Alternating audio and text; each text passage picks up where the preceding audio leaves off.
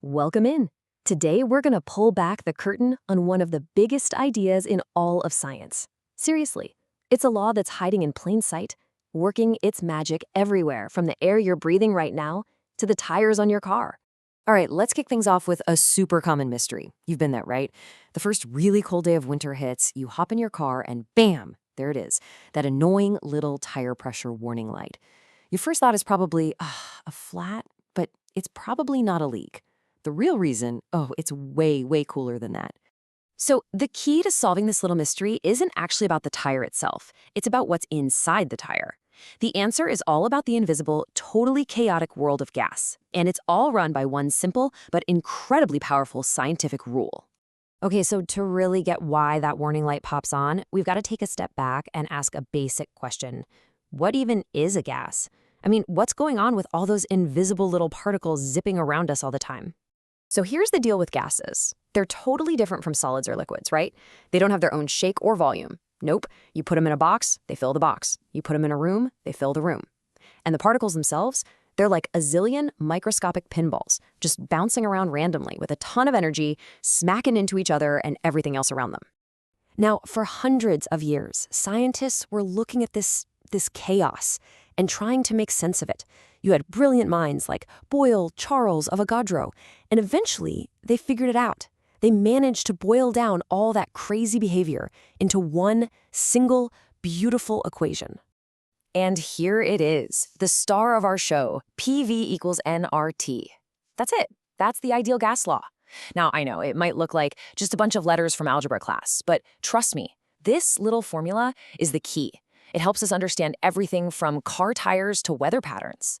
Think of it like a secret decoder ring that connects the world we see with that invisible world of tiny particles. So let's break it down letter by letter. First up, P.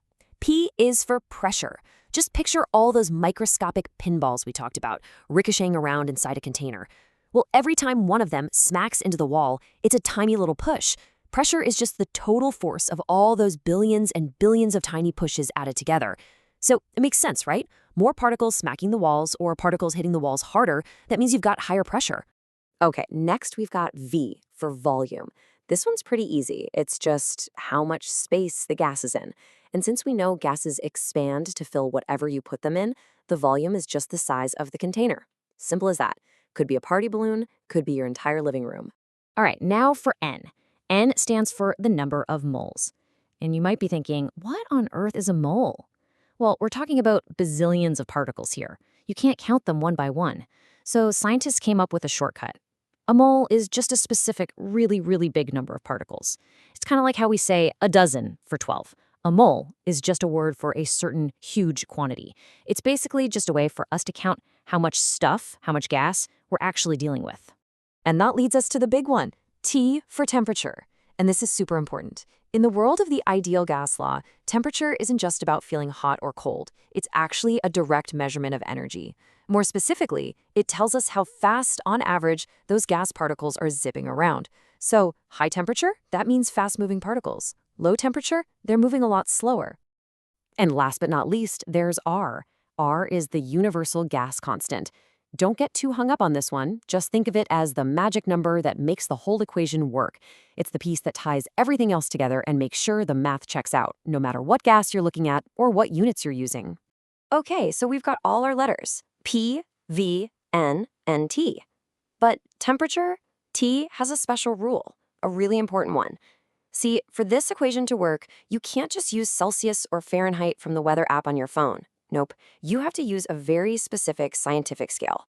We have to use what's called an absolute temperature scale. It's called the Kelvin scale. And the big difference is this. Unlike Celsius or Fahrenheit, Kelvin doesn't have any negative numbers. It can't, because its starting point, 0 Kelvin, isn't just the freezing point of water, it's the coldest possible temperature, period, in the entire universe. That's right, 0 Kelvin. It has a cool name, absolute zero. It's the point where, theoretically, all the jiggling and zipping around of molecules just stops. Dead calm. And since our law ties temperature directly to the motion of particles, it's absolutely crucial that we use a scale that starts where motion itself starts, at 0. So what's the big takeaway from all this? It's that pressure, volume, and temperature are all connected. They're like three dancers in a waltz. If one of them changes its step, the others have to react to stay in balance. So let's think about our car tire again. The volume of the tire is pretty much constant, right?